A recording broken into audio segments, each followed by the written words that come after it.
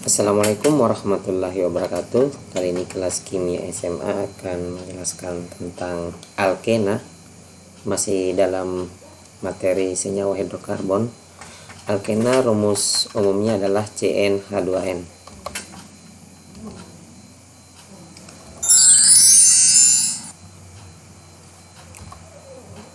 Jadi alkena ini adalah senyawa hidrokarbon tidak jenuh.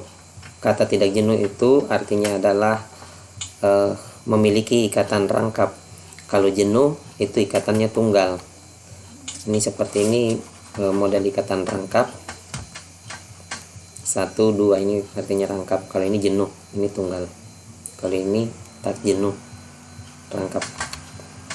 Jadi alkena ini terdiri dari ikatan tunggal sigma, lalu ada gaya tarik antar elektron pada orbital membentuk ikatan pi.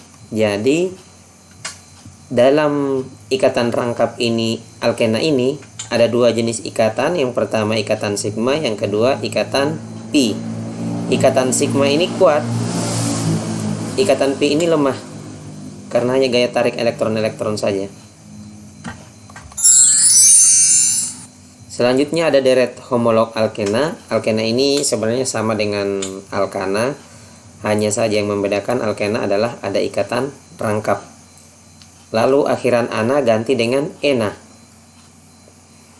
Di sini tidak ada metena. Kalau alkana ada metana, tapi alkena tidak ada metena. Yang paling rendah adalah etena, karena metana C4, C-nya hanya 1, tidak diketahui ikatan rangkap bisa terbentuk di mana. Beda kalau pada alkena C-nya ada 2, seperti ini. Jadi dia di deret homolognya dimulai dari angka 2, atom C nomor 2, CnH2n, seperti itu. Berarti kalau misalnya C-nya 2, hanya itu 2 kali N, 2 kali 2, 4, C2, 4. Ada yang saya lupa, kita kembali. Ini ada angka 1 di depannya. Maksud dari angka 1 itu artinya rangkap ini terikat pada atom C nomor 1. Ya. Kalau misalnya dia tertulis di sini 2, berarti rangkap ini nanti taruhnya di sini. Atom C nomor 2. Seperti itu. Tata nama alkena. Penamaan alkena sebenarnya sama juga dengan alkana. Yang membedakan di sini alkena adalah posisi ikatan rangkapnya harus ditulis. Lalu akhiran ana ganti dengan ena. Jadi seperti itu, kita lihat. Yang pertama, menurut Yupak, rantai lurus atom C rangkap dinomori yang menunjukkan ikatan rangkap tersebut. Penomoran dimulai dari yang paling dekat ikatan rangkap. Misalnya di sini 1, 2, 3, 4, 5. Rangkapnya ada di sini. Tetapi tidak boleh kita memulai penomoran di sebelah kiri ini, harus di sebelah kanan. Mengapa? Karena di sebelah kanan ada rangkap yang paling dekat. Kalau kita mulai dari sini 1, 2, 3. Berarti dia kena atom C nomor 3, baru ada rangkap. Kalau di sini 1, 2. Ini yang benar. Ini kan? Ini salah. Karena atom C-nya rangkapnya ada di atom C nomor 3. Kalau sini rangkapnya atom C nomor 2. Jadi sehingga namanya adalah 2 pentena. Tidak boleh 3 pentena. Selanjutnya, apabila pada rantai cabang, rantai utama adalah rantai terpanjang dan wajib ada ikatan rangkap. Jadi kalau misalnya walaupun ada yang paling panjang tapi tidak ada ikatan rangkap, berarti bukan rantai induk atau rantai utama. Urutan penulisan nama yaitu nomor cabang, nama cabang, nomor ikatan rangkap, dan nama alkena. Ini sama dengan alkana, hanya membedakan pada alkena ini ada nomor ikatan rangkap sebelum nama rantai induknya. Ini nama rantai induk ya. Ini kita ambil contoh CH3, CH, CH, CH2, CH3. Kita memulai nomor dari mana? Dari kanan atau dari kiri? kita mulai dari kiri 1, 2, karena ini yang paling dekat dengan ikatan rangkap, makanya namanya 2 pentena. Selanjutnya yang ini, kemarin kita membahas alkana, penomoran harus dimulai dekat, yang paling dekat dengan cabang dari sini kan. Tapi sekarang kalau alkena berbeda, dia prioritaskan rangkap. Jadi ada namanya urutan prioritas, rangkap dulu baru cabang, seperti itu. Jadi kita harus penomoran dari kiri, tidak boleh dari kanan, walaupun dia dekat dengan cabang, karena ada yang lebih prioritas. Nih, jadi kita mulai 1, 2, 3, 4, 5. Jadi atom C nomor 4 terikat cabang metil 4 metil. Lalu 1, 2, atom C nomor 2 terikat cabang atom C nomor 2 ada ikatan rangkap, makanya namanya 4 metil 2 pentena. Alkena dengan lebih dari satu ikatan rangkap maka akan diberi tambahan diena, ya. Kalau untuk 2 ikatan rangkapnya, kalau 3 triena, kalau 4 tetraena, dan seterusnya. Seperti ini terdiri dari 2 ikatan rangkap. Dari mana kita memulai? Sini atau sini? Harus yang paling dekat dengan ikatan rangkap. 1, 2, 3, 4. Berarti 1, 4. 1, 2, 3, 4, 5, 6. Heksana. Berarti heksena. Karena atom C ini memiliki ikatan rangkap ada 2. Berarti heksadiena. Ya, seperti itu. 1, 4 heksadiena. Selanjutnya ini kita lihat dari mana ini? Dari kanan tentunya ya. Karena atom C yang mengikat rangkap ada yang paling dekat di kanan. Jadi atom C nomor 1, 2, 3, 4, 5, 6. Ini 1, 2, 3, 4. 1 dan 4 ya. 1, 4. Lalu ada gugus C2H5 ini etil, ini etil dan ini metil. Dalam penamaan cabang dimulai dari abjad yang berdasarkan abjad. Jadi E dulu baru M. Makanya etil dulu baru metil. Nggak boleh metil dulu baru etil. 1, 2, 3 berarti 3 etil. 4, 5 metil. 1, 4 heksadiena. Jadi 3 etil, 5 metil, 1, 4 heksadiena. Isomer alkena. Jadi sama dengan alkana, yang paling rendah itu memiliki isomer adalah butena. Isomer ini sebenarnya mereka ada yang mengatakan bahwa isomer posisi, tapi saya membaginya dalam bentuk isomer rangka. Isomer rangka itu nanti sebentar kita lihat apa perbedaan dengan isomer posisi ya. Jadi isomer rangka itu seperti ini. 1, 2, 3, 4. Saya buka saja isomer posisinya ya. Kalau isomer posisi itu posisi rangkap yang berbeda. Kalau isomer rangka, rangkanya berbeda tetapi rangkapnya tetap di atom C yang sama. Jadi saya ulangi, rangkapnya berbeda tapi kalau isomer rangka rangkanya berbeda tetapi atom C rangkap di tempat yang sama. Kalau misalnya 2 butena, sini harus 2 propena. Kalau di sini 1 butena, di sini 1 propena. Propena tidak perlu ditulis angka 1 di depannya.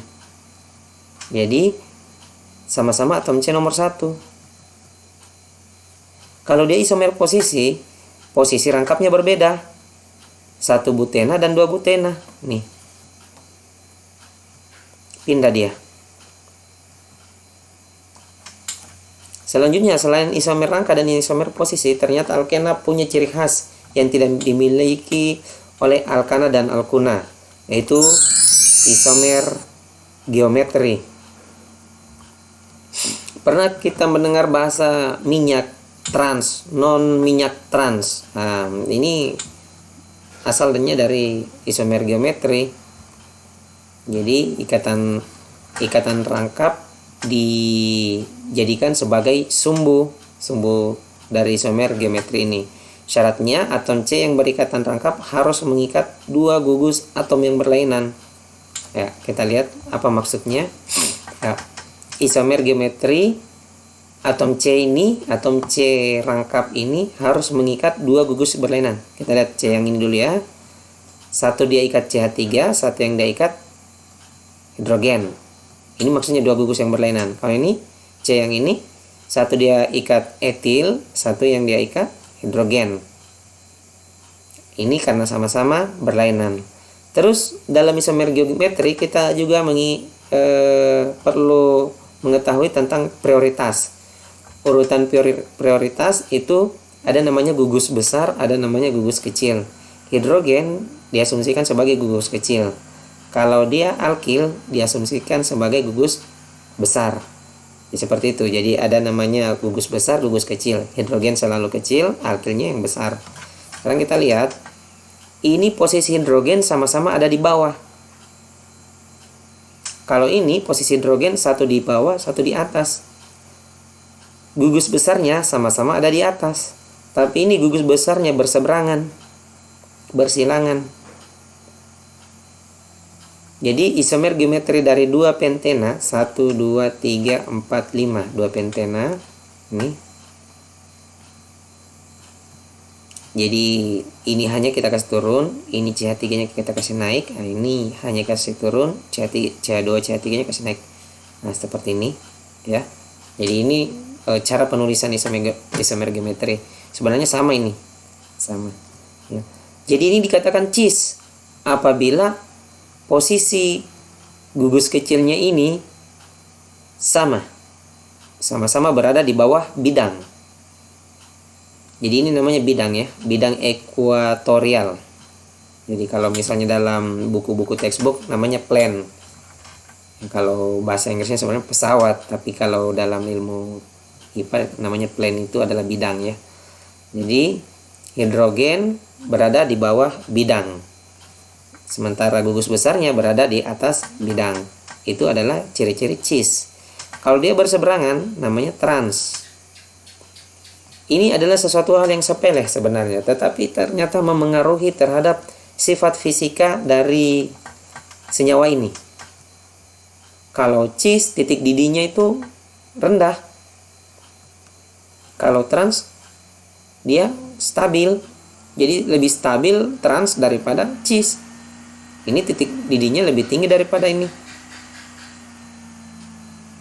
Trans lebih stabil. Mengapa? Karena ada namanya kesesak ya, sesakan. Kalau misalnya semua ingin butuh ruang, kalau misalnya yang gemuk dengan yang gemuk kan otomatis maunya menjauh. Makanya dia cepat renggang, cepat rusak. Beda kalau misalnya sudah dapat posisi yang enak. CH3 posisinya enak ini. Kalau C2H5 juga enak. Nah, makanya ini dia lebih stabil. Itu kalau dalam bahasa kimia namanya sterik ya. Sterik itu gaya tolak elektron-elektron atom ikatan. Jadi kalau gugus kecil sama-sama memang enak ini, tapi ini tidak enak di atas. Makanya dia lebih cepat untuk tidak stabil.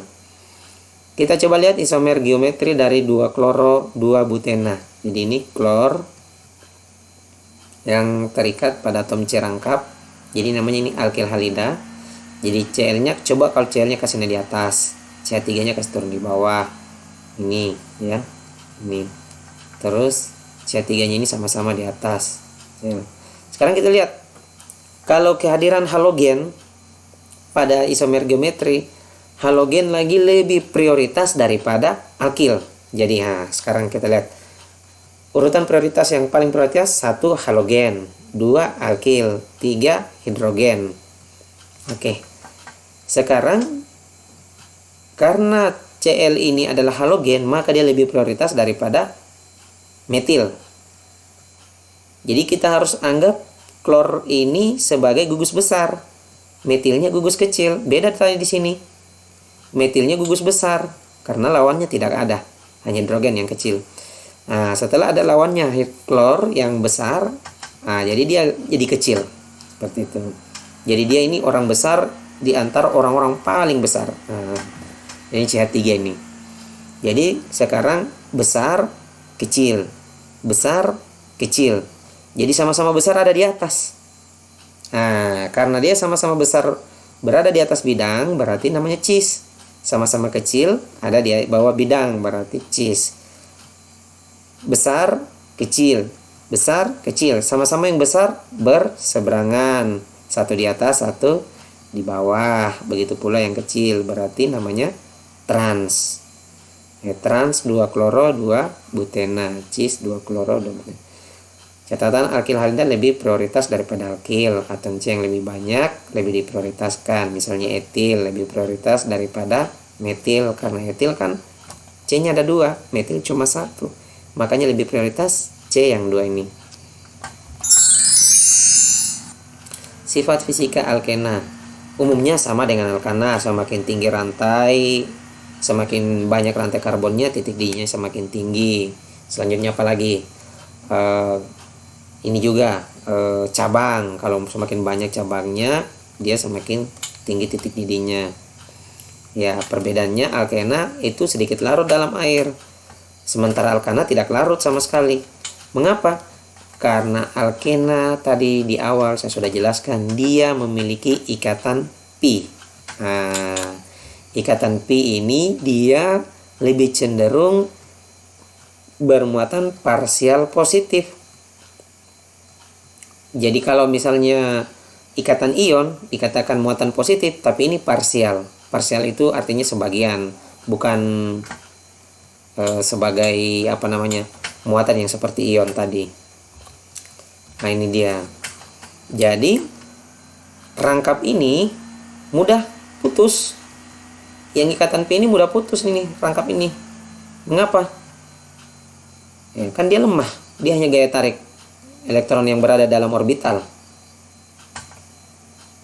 Dan pada saat dia dilarutkan dalam air, ibarat ini adalah air, ya, misalnya HOH. H ini akan berikatan dengan ini rangkap, membentuk sebuah jembatan. Bukan berarti dia itu adalah ikatan yang kuat seperti ion, tapi dia hanya sebuah jembatan, ada gaya tarik. Makanya dia agak larut dalam air. Sifat kimia. Yang pertama, alkena juga bisa dioksidasi. Oksidasi yang dimaksud adalah reaksi pembakaran. Hidrokarbon ditambah oksigen menghasilkan karbon dioksida dan uap air. Lalu ada adisi. Adisi ini adalah pemutusan ikatan rangkap. Jadi adisi ini adalah pemutusan ikatan rangkap. Hidrogen ini masuk menyerang ikatan rangkap. Ini kan tadi saya katakan ada ikatan pi. Ikatan pi ini mudah putus, sehingga terbentuklah alkana. Jadi ciri khas adisi adalah rangkap menjadi tunggal. Ada lawannya reaksinya, tunggal menjadi rangkap, namanya eliminasi. Jadi kalau misalnya rangkap menjadi tunggal, namanya adisi. Tunggal menjadi rangkap, eliminasi. Tunggal menjadi tunggal, namanya substitusi. Lalu ada adisi gas-gas halogen. Ini dia sama dengan gas hidrogen ini. Dia menyerang juga pada ikatan rangkap, ikatan pi. Selanjutnya ada adisi asam halida. Ini berlaku hukum Markovnikov kalau saya tidak salah. Jadi ini berlaku aturan-aturan Markovnikov. Jadi apabila ada asam halida itu asam ditambah gas-gas halogen. Misalnya FCl BrI tambah H, HF, HBr, HCl, HI. Jadi di sini contohnya itu adalah HBr. Ini. HBr kira-kira mana yang akan dia masuk? Ya, ini berdasarkan aturan Markovnikov. Di Br ini mana yang mau masuk dia? Apakah dia mau masuk di atom C sini nomor 1 atau C nomor 2? Ya. C1 atau C2. Jadi berdasarkan aturan Markovnikov bahwa unsur halogen ini akan lebih cenderung berikatan pada atom C yang lebih banyak mengikat C yang lainnya. Jadi C ini tidak mengikat C yang lain di belakangnya, tapi C ini mengikat C yang banyak di belakangnya. Jadi dia akan lebih cenderung mencari atom C yang banyak dia ikat C yang lain. Makanya ini ada namanya simetris. Kalau ini simetris, dia bebas pilih di mana saja karena sama. Nah, ini yang tidak simetris, dia akan pilih yang lebih banyak. Dia tidak akan pilih yang sedikit. Inilah aturan Markovnikov.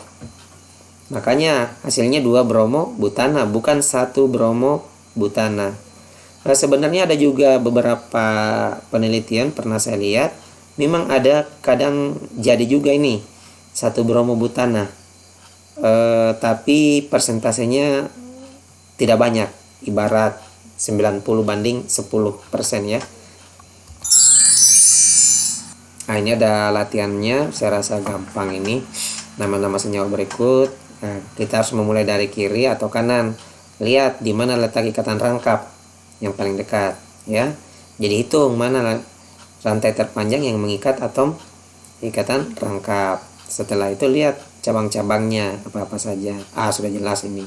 1 2 3 4 5 6. 6. Apa toh? Ini juga mana? Mulai dari sini karena dekat sini. Terus jangan kasih lurus, bengkok, karena bengkok ini yang paling lebih panjang. Heksena, bikin saja isomernya, lalu selesaikan reaksi berikut. Ini reaksi adisi ini. Terus ini lagi, gampang. Oke, saya rasa demikian, semoga bermanfaat. Saya akhiri, assalamualaikum warahmatullahi wabarakatuh.